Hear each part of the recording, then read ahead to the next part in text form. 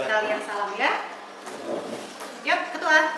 Siap, berdoa mulai. Bismillahirrahmanirrahim.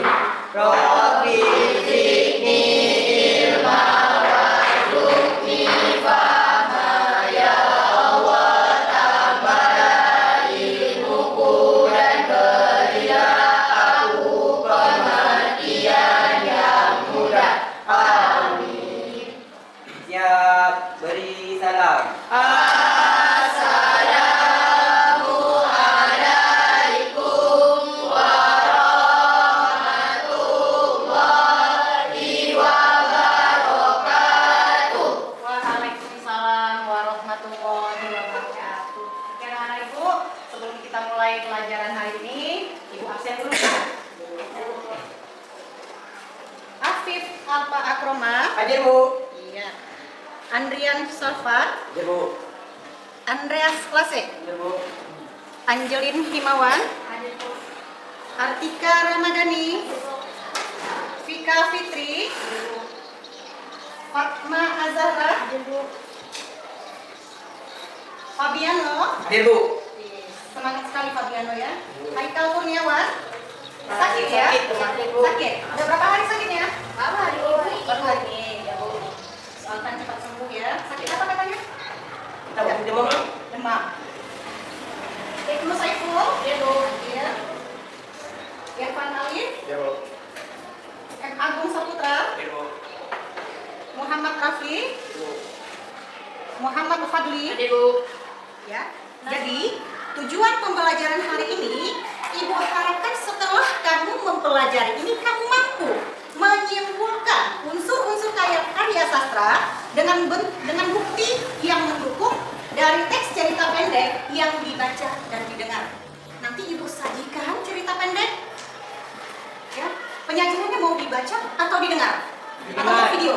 Mana lebih asik, membaca atau mendengarkan? Mendengarkan. Ya, nanti kalau Ibu dengar, Ibu kasih videonya, di situ ada teksnya ya, ada yang bacakan. Jadi kamu memahami cerita pendek tersebut dengan membaca sekaligus mendengarkan ya. Ibu senangkan Ibu kasih kelompoknya, kelompok belajarnya nanti satu kelompok itu satu meja dibagi ya, kelompok tema, kelompok alur, kelompok latar, kelompok sudut pandang, kelompok amanat di sini. Ya, di sini dikosongkan, dibentuk kelompoknya. Ibu kasih waktu 3 menit bisa?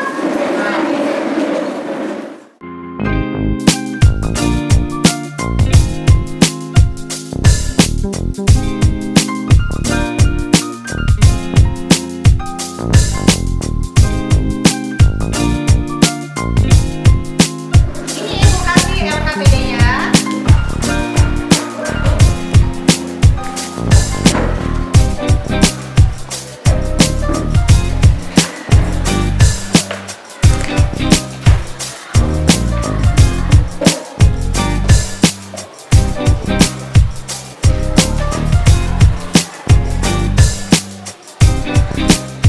I can't do nothing with you.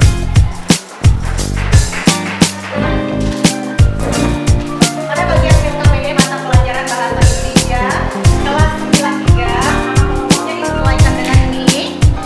Kemudian materinya sudah ada. Alokasi waktunya nanti Ibu kasih waktu 20 menit cukup? Cukup ya. Kemudian nama siswa, jika siswanya lebih dari 5 tambahkan saja nanti nomornya di bawah ya. Oke anak-anak Ibu, mau membaca atau menonton nih? Ya, kalau menonton ada sini semua. Dan ini diawali dengan gambaran letak Gunung Beser dan keangkeran gunung tersebut. Konon, di sana Jaya Sakti yang menjadi incaran Belanda bersembunyi. Hal itu sangat dipercaya oleh penduduk kampung karena ada beberapa orang yang pernah masuk tetapi ia tidak bisa kembali. Itulah sebabnya sehingga penduduk hanya berani sampai ke kaki gunung. Namun berbeda dengan tokoh saya pada cerpen tersebut, ia justru mengagumi keindahan Gunung Beser, menyukai dan menikmati udara dingin dan air dari gunung tersebut. Setiap subuh kakeknya akan membangunkan dan mengajak pergi ke masjid kecil di pinggir sawah. Ia sering melamun melihat Jaya Sakti sholat di atas daun pisang.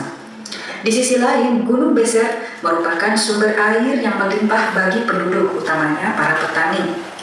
Bila musim panen tiba, para petani yang punya sawah luas akan mengadakan syukuran dan mengundang para tetangga.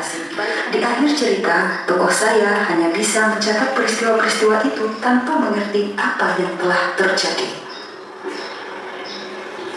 Para siswa sekalian, cerpen tersebut dapat kamu baca pada buku paket Bahasa Indonesia kelas 9 yang diterbitkan oleh Kementerian Pendidikan dan Kebudayaan Republik Indonesia tahun 2018, halaman 53-60, atau pada buku Kupu-Kupu di Bantimurung, Antologi Cerpen Remaja 3, terbit tahun 2003, halaman 29 sampai dengan 36. Ya, tidak semua dibacakan ya. Tidak semua dibacakan, sisanya silakan dilanjutkan sedikit lagi ada di buku paket. Oke? Silakan dikerjakan diskusinya berdasarkan LKPD yang Ibu sajikan. Oke.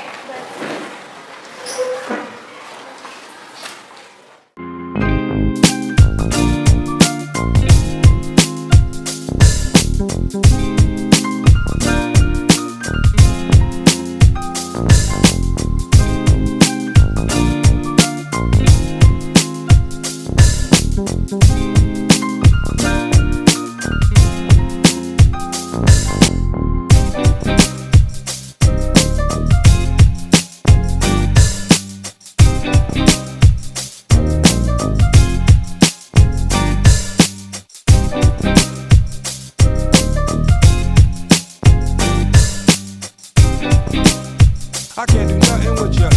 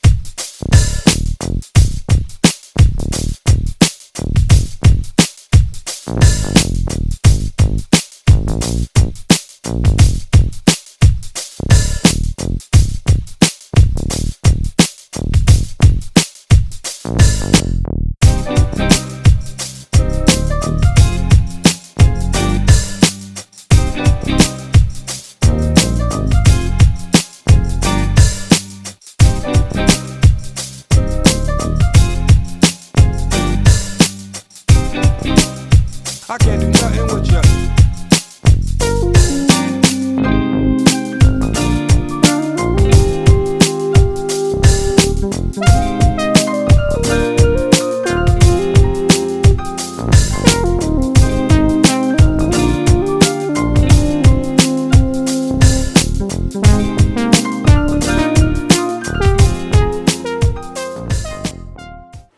Assalamualaikum warahmatullahi wabarakatuh. Kami dari kelompok Amanat ingin menyampaikan hasil diskusi kami.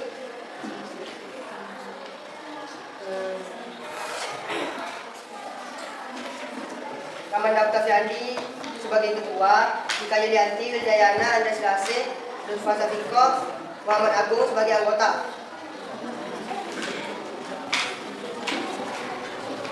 Ya. Siapa yang bacakan? Yuk, Pak. Iya. Oke, yang lain boleh duduk ya. Dan berikut hasil presentasi kami. Angkatan keempat, kesimpulan bukti daerah kaki bukit yang subur. Kutipan cerpen, bagi sawah-sawah di kampung saya, air tidak mesti diperebutkan. Gunung besar-besar memberikan air yang melimpah.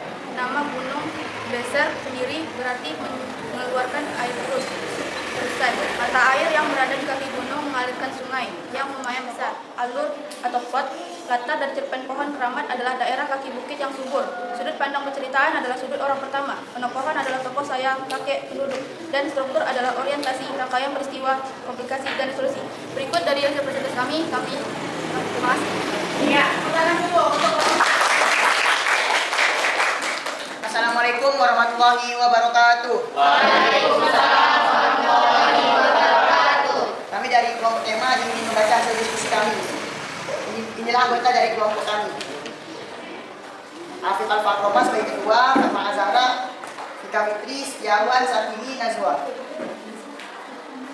Hasil pertama adalah data tepat daerah kaki bukit yang subur. Kutipan cerpen bagi seorang pertama. Kolom pertama. Pada ini adalah tokoh saya, kakek, penduduk, dan struktur adalah orientasi, ringkasan peristiwa, komunikasi, dan resolusi. Resolusi. Ya.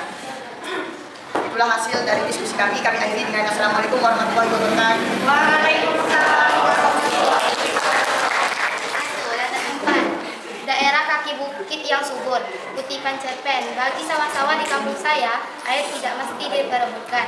Gunung besar memberikan air yang melimpah. Nama gunung besar sendiri berarti mengeluarkan air terus-terusan. Mata air yang berada di kaki gunung mengalirkan sungai yang lumayan besar. Penokohan adalah tokoh saya, kakek, penduduk, dan struktur adalah orientasi, rangkaian peristiwa, komplikasi, dan resolusi. Sekian dari diskusi kami dari kelompok Alur. Dengan demikian kami menutup dengan Assalamualaikum warahmatullahi wabarakatuh. Waalaikumsalam warahmatullahi wabarakatuh. Baik anak-anak ibu ya. Dari 3 penampilan teman kamu ya, pada kelompok amanat ini terdapat latar waktu yang salah ya. Begitu juga dengan kelompok berarti kesalahannya hanya pada latar ya, latar waktu. Belum bisa menemukan latar waktu yang sesuai. Dia menyebutkan bukti tetapi waktunya tidak dimasukkan. Itu sebenarnya sudah tahu, tetapi buktinya tidak dimasukkan ya. Oke, berarti 3 kelompok yang sama ya.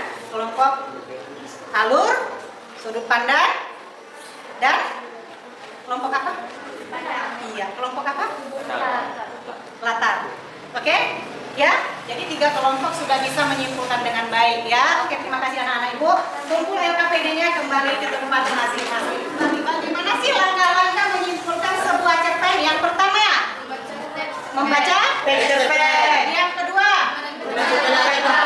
yang ketiga, yang keempat, Menentukan sudut pandang. yang kelima, Menyusun karakter tokoh. yang keenam, Menyusun alur plot atau struktur. yang ketujuh, Menyusun kesimpulan. Ibu mau satu orang. Yuk, siapa yang siap? Berdiri saya. Yang pertama membaca cerpen, yang kedua menentukan latar tempat, yang ketiga menentukan latar waktu, Ya. yang keempat menentukan sudut pandang, Ya. yang keempat, Yang kelima, menyusun karakter tokoh, yang Ya. keenam menyusun alur plot atau struktur, yang Ya. ketujuh menyusun kesimpulan. iya benar sekali. Nur. Ibu mau tahu sejauh manakah yang bisa kalian ambil atau yang kalian dapatkan secara individu pada pembelajaran kita hari ini. Ini ditutup ya, ngerjakannya nggak boleh contek-contekan ya. Oke, silakan dikerjakan, dilingkari jawabannya. Kasih namanya.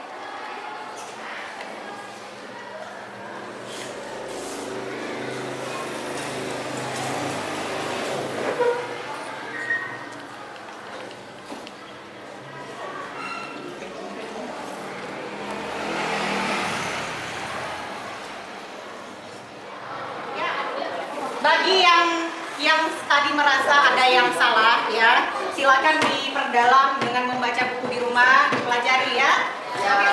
Jadi salam.